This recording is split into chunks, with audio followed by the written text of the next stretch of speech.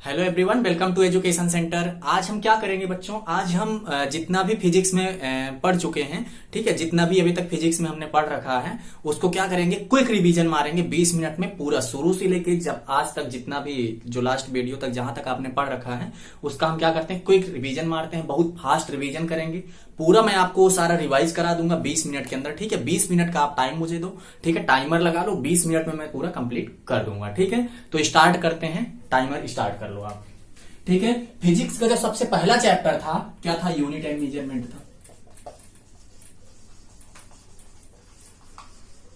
ठीक है। यूनिट और मेजरमेंट मतलब मापन और मात्रक, ठीक है। हमने वहां पे बात की थी मापन क्यों जरूरी हो गया था, किसी भी क्वांटिटी को तौलना, ठीक है, एक्सचेंज करने के लिए, बेसिकली एक देश से दूसरे देश में इंपोर्ट या एक्सपोर्ट वाली प्रॉब्लम सॉर्ट आउट करने के लिए मात्रक बनाए गए, ठीक है। मात्रक एसआई मात्रक बनाए गए, ठीक है। और मात्रक जो एसआई मात्रक बनाए गए वो दो प्रकार के थे।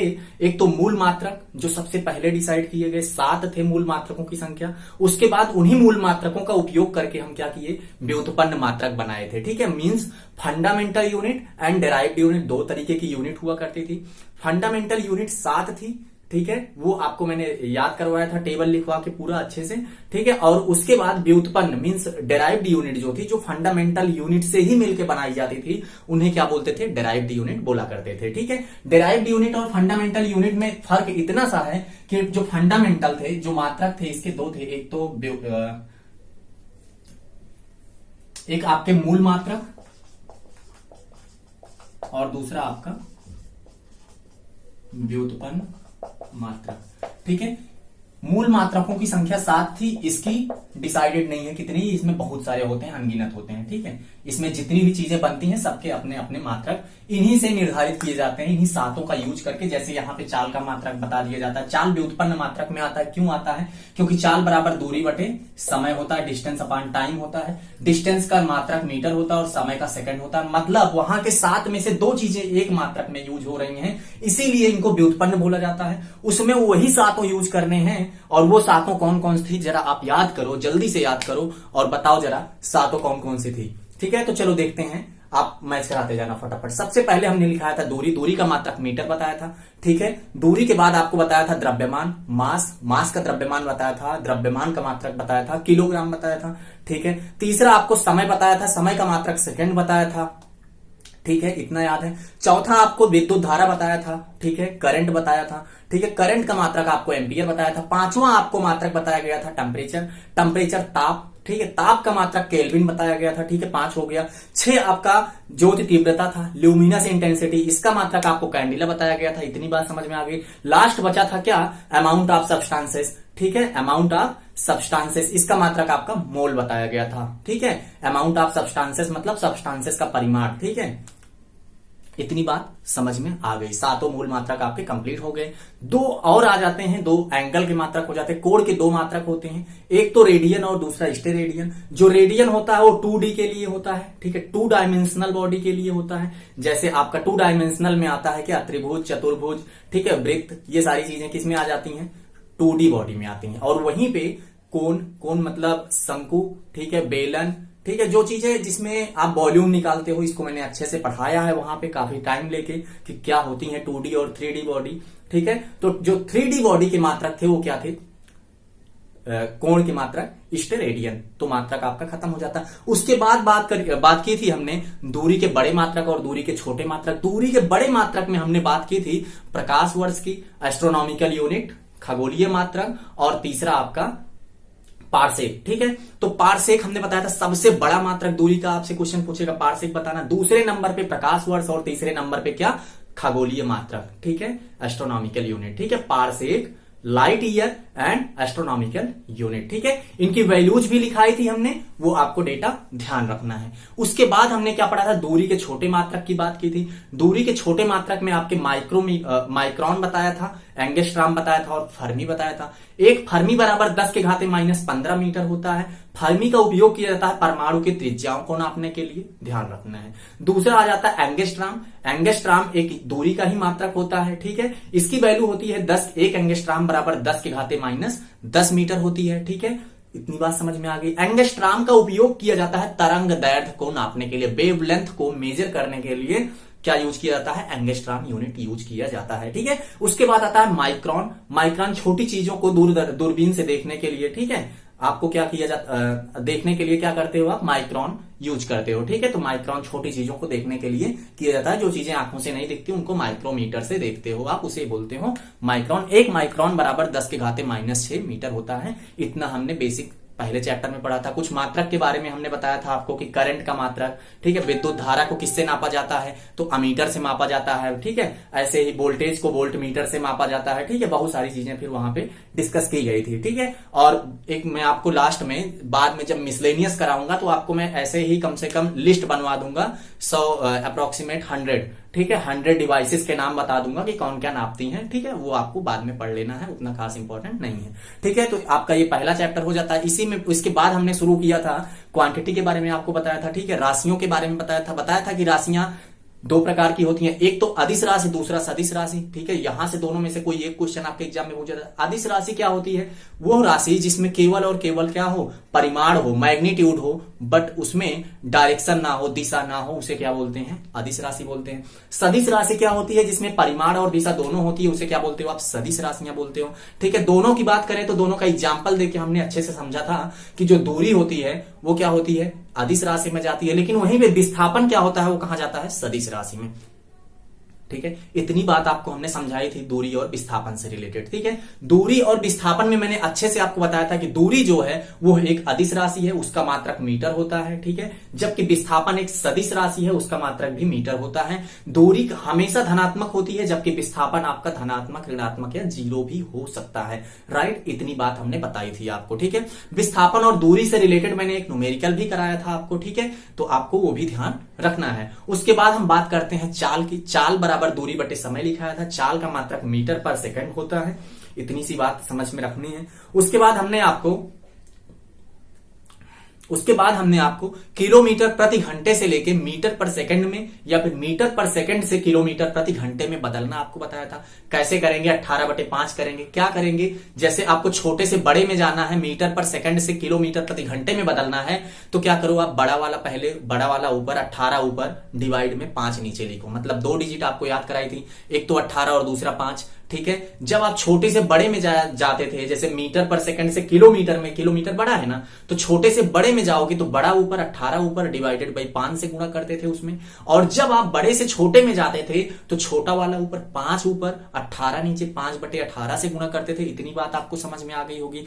इसके बाद हमने क्या किया था, चाल खत्म हो गया आपका, ठीक है। बेग की बात करते हैं। बेग भी आपका क्या हो जाता था, डिस्प्लेसमेंट, विस्थापन बटे समय होता था। विस्थापन का मात्रक मीटर, समय का मात्रक सेकंड, तो वेग का भी मात्रक क्या हो गया दोस्तों, मीटर पर सेकंड। और चाल का भी मात्रक वही था, मीटर पर सेकंड, क्योंकि दूरी का भी मात्रक मीटर और समय का मात्रक सेकंड। उसमें दूरी बटे समय होता था, इसमें विस्थापन बटे समय होता है। दूरी और विस्थापन का मात्रक एक है और समय का मात्रक सेम है, तो दोनों का मात्रक क्या हुआ, मीटर पर सेकंड हो गया। इतनी बात समझ में आ गई। जो आपकी चाल थी वो एक अदिश राशि थी, जबकि विस्थापन जो आपकी चाल थी वो एक अदिश राशि थी, जबकि आपकी वेग जो है, जो आपका वेलोसिटी है, वो क्या है, एक सदिश राशि है, वेक्टर क्वांटिटी है। इतनी बात हमने समझ में आ गई। अब एक चीज और बताओ, आपकी चाल क्या है, पॉजिटिव राशि है, ठीक है। पॉजिटिव क्वांटिटी एक तरीके से हमेशा धनात्मक होगी, जबकि वेग क्या हो सकता है, धनात्मक, ऋणात्मक और जीरो हो सकता है। उसके बाद हमने इस पे एग्जांपल्स भी आपके कराए हैं, ठीक है। उसके बाद हम नेक्स्ट टॉपिक पे गए थे, एक्सेलरेशन, त्वरण के बारे में बात किया था। त्वरण को अच्छे से ग्राफ के हिसाब से भी समझा था।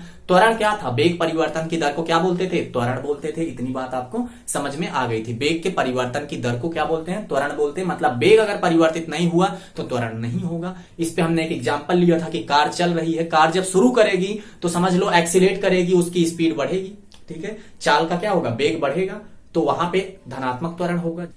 जब आपकी चाल क्या होती थी, धनात्मक होती थी, मतलब जब आप स्टार्ट करते थे तो आपका जो कांटा था मीटर का, वो क्या था, ऊपर की तरफ जाता था, ठीक है। वहां पे त्वरण क्या था, धनात्मक था।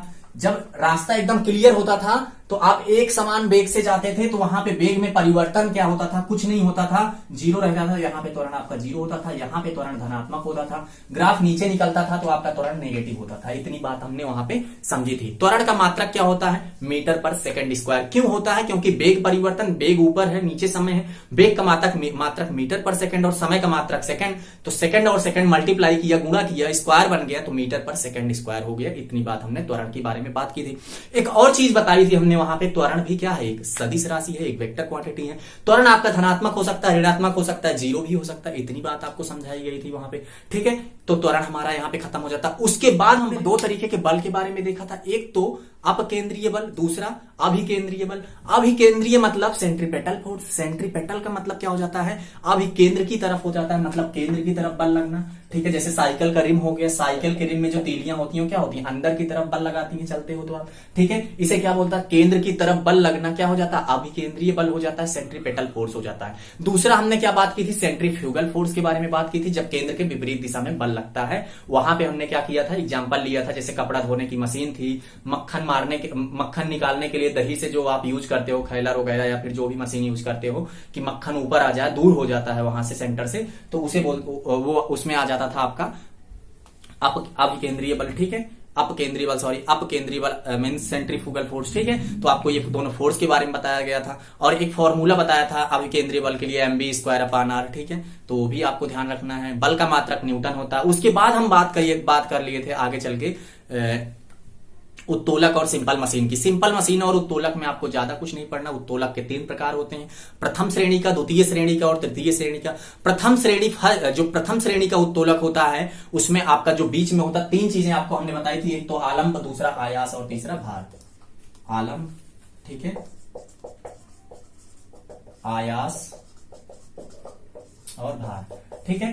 3 चीजें हमने बताई थी। जब आपका आलंब बीच में हुआ करता था, जब आलंब आपका बीच में हुआ करता था और एक साइड आयास और दूसरी साइड भार हुआ करता था, तो आपका प्रथम श्रेणी का उत्तोलक होता था। इसका मैकेनिकल एडवांटेज, यांत्रिक लाभ हमेशा क्या हो सकता है, एक भी हो सकता है, एक से ज्यादा भी हो सकता है, एक से कम हो सकता है। तीनों केसेस हो सकते थे पहले श्रेणी के उत्तोलक में। उसके बाद हमने बात किया था द्वितीय श्रेणी के उत्तोलक में, ठीक है। द्वितीय श्रेणी के उत्तोलक में हमने क्या बात की थी, उसमें क्या किया था, भार को बीच में डाल दिया था, ठीक है। एक साइड आलंब और दूसरी साइड आयास, ठीक है। पहले श्रेणी के उत्तोलक की बात करें तो उसमें एग्जांपल था आपका तराजू, एक साइड भार दूसरी साइड आयास और बीच में से घूमता था, उसको बोलते थे आलंब, ठीक है। पहले श्रेणी का एग्जांपल भी समझ में आ गया। उसका यांत्रिक लाभ ध्यान रखना है, बीच में क्या होता है ये इंपॉर्टेंट है। दूसरे श्रेणी के उत्तोलक में भार बीच में होता था, जो एक चक्के की जो कूड़ा ढोने वाली गाड़ी होती है उसका एग्जांपल था, बीच में भार रखते हैं, आगे से घूमती है, पीछे से बल लगाते हो, ठीक है। समझ में आ गया आपका। इसका यांत्रिक लाभ हमेशा 1 से ज्यादा होता है। तीसरी यांत्रिक लाभ हमेशा 1 से ज्यादा होता है। उसके बाद हमने बात की थी, इसके एग्जांपल की भी बात कर ली, एक चक्के की जो कूड़ा ढोने वाली मशीन होती है ये,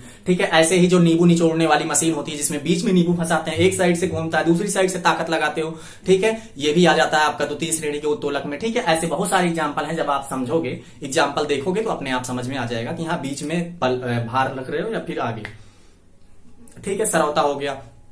अगले बात करते हैं तृतीय श्रेणी के उत्तोलक, 3rd ग्रेड वाले में बात करते हैं। तीसरे वाले में क्या हो जाता है, बीच में क्या, तीसरे वाले में क्या होता है, पहले वाले में क्या था, आलंब बीच में था, दूसरे वाले में भार, अब की बार तीसरे वाले में आयास बीच में होगा। उसका एग्जांपल था मनुष्य का हाथ। मनुष्य का हाथ मतलब जैसे कोई भी चीज पकड़ते हो, मार्कर पकड़ते हो, हमने एग्जांपल दिया था कि बीच यहां से घुमाना पड़ेगा, यहां से बल लगाना पड़ेगा और यहां से उठेगा। भार, आयास और आलंब, मतलब 3 चीजें आपको समझ में आ गई। इसमें क्या होता था, मैकेनिकल एडवांटेज, यांत्रिक लाभ हमेशा 1 से कम होता था, उत्तोलक खत्म हो गया, ठीक है।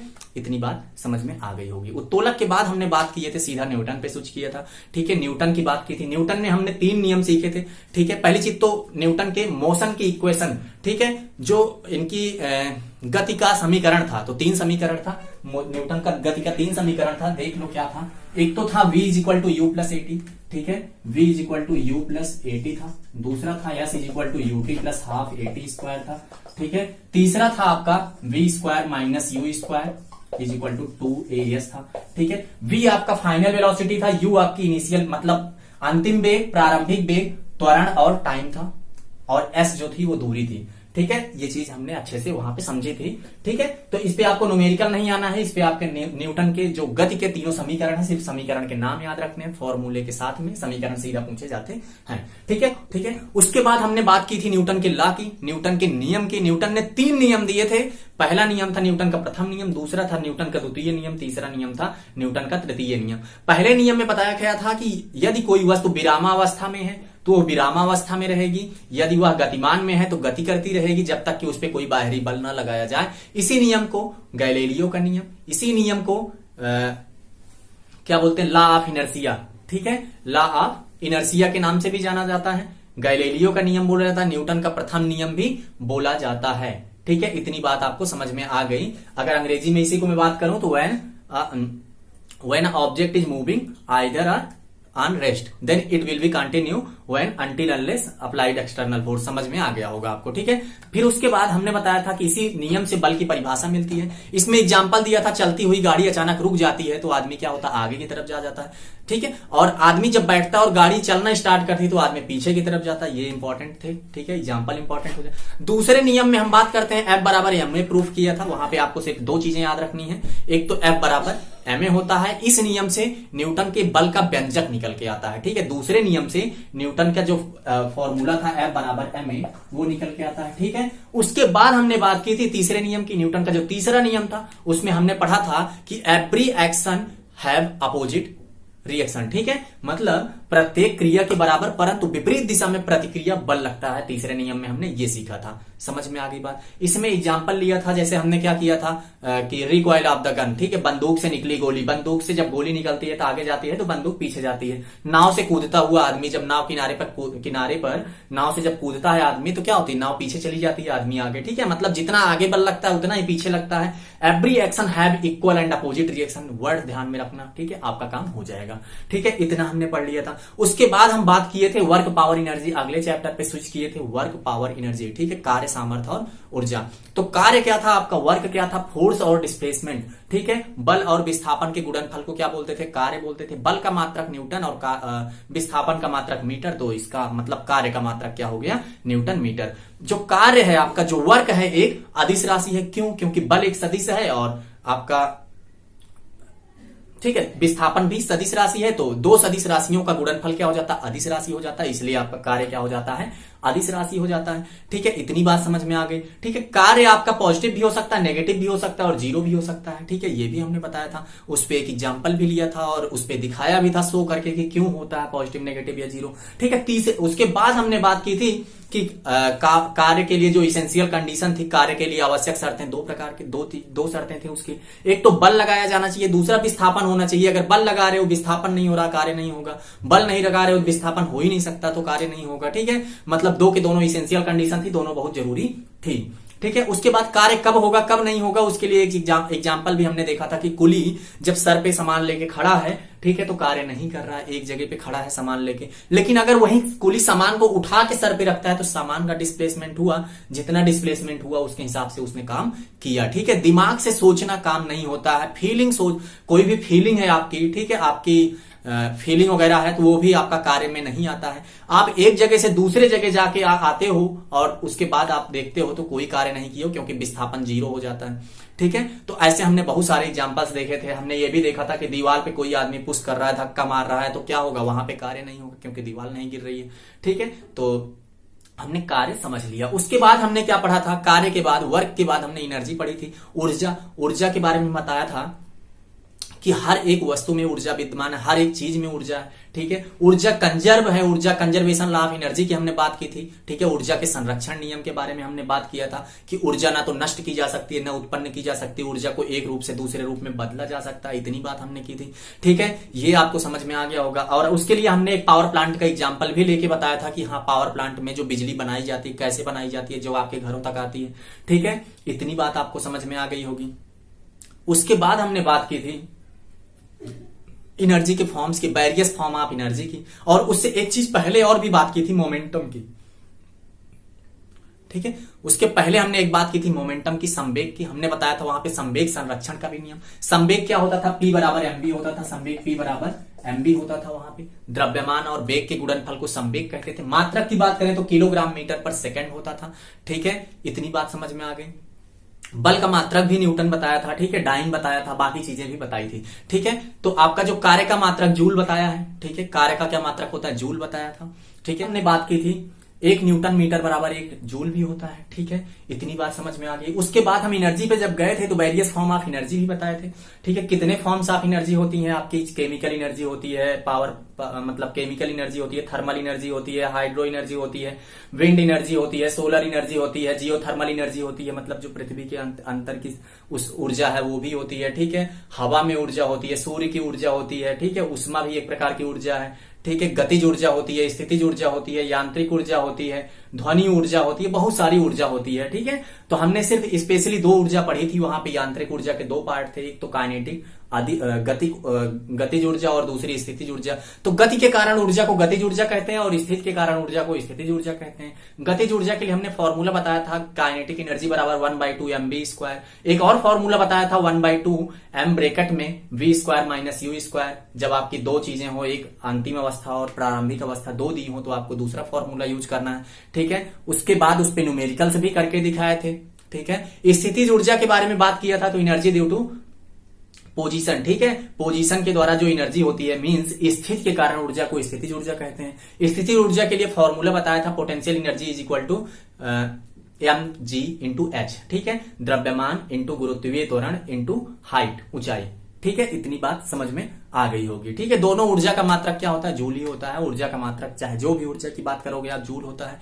ठीक है, इसके बाद हमने बात की थी इस पे, इन दोनों पे कुछ न्यूमेरिकल्स किए थे और भी आपका क्लियर कराया था। उसके बाद हम नेक्स्ट स्विच किए थे पावर पे। ठीक है, पावर मतलब आपका सामर्थ्य बोल सकते हो या शक्ति बोल सकते हो। ठीक है, ऊर्जा क्या था, ऊर्जा की डेफिनेशन हमने बताई थी, कार्य करने की क्षमता को ऊर्जा कहते हैं। जबकि हमने सामर्थ्य में बताया था कि कार्य करने की दर को सामर्थ्य या शक्ति बोलते हैं। ठीक है, यहाँ पे जो आपका पावर का फॉर्मूला बताया था वो W/T बताया था। ठीक है, मतलब ऊर्जा और डिवाइडेड बाई समय। ठीक है, या आपका कार्य डिवाइडेड बाई समय बताया था। कार्य का मात्रक जूल और नीचे समय का मात्रक सेकंड, तो इसका मात्रक जो सामर्थ्य का मात्रक हो जाता है जूल प्रति सेकंड। इसी को वाट बोलते हो। ठीक है, तो कार्य का जो मेन इंपॉर्टेंट मात्रक है वो क्या है, सॉरी कार्य का नहीं, सामर्थ्य का जो मात्रक है वो क्या है, वाट है। ठीक है, शक्ति का मात्रक क्या होता है, वाट होता है। इतनी बात, इस पे हमने बिजली के बिल से रिलेटेड भी आपको क्वेश्चंस कराए जो आपके एग्जाम में आते हैं। ठीक है, उसके बाद हमने क्या किया, पावर के न्यूमेरिकल्स की बात कर ली, फिर एनर्जी के बारे में भी पावर और एनर्जी में रिलेशन भी आपको करके दिखाया था कि W बराबर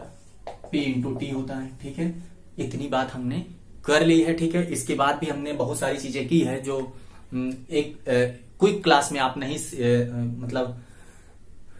ठीक है, तो इसके बाद जितनी भी क्लासेस अब आएंगी वो नेक्स्ट आएंगी, वर्क पावर एनर्जी के बाद से क्लासेस आएंगी। तो हमने क्या किया, पहले चैप्टर से लेके आपको 3-4 चैप्टर का रिवीजन करा दिया, 4 चैप्टर आपका कंप्लीट कराया। ठीक है, ज्यादा टाइम नहीं लिया होगा, अप्रोक्सीमेट 20-25 मिनट ही लगे होंगे आपके। ठीक है, तो ऐसे ही आपको क्या करना होता है, पूरा पढ़ने के बाद ऐसे ही मुंह जवानी बिना जहां भी इधर उधर हो, आप ऐसे सोचते सोचते सारे का रिवीजन करना होता है। ठीक है, तो आपका आज मैंने रिवीजन करा दिया। ठीक है, अगली क्लास हम स्टार्ट करेंगे और नया सा टॉपिक लेंगे। ठीक है, तब तक के लिए थैंक यू सो मच।